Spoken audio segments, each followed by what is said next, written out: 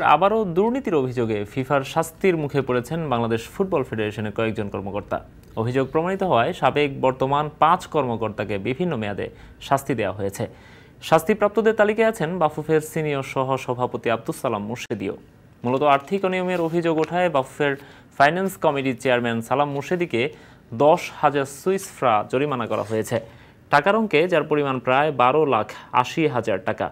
সমপরিমাণ আর্থিক জরিমানার মুখে পড়েছেন বাফুফের সাবেক প্রধান অর্থ কর্মকর্তা আবু হুসাইন এবং সাবেক অপারেশনস ম্যানেজার মিজানুর রহমানকে।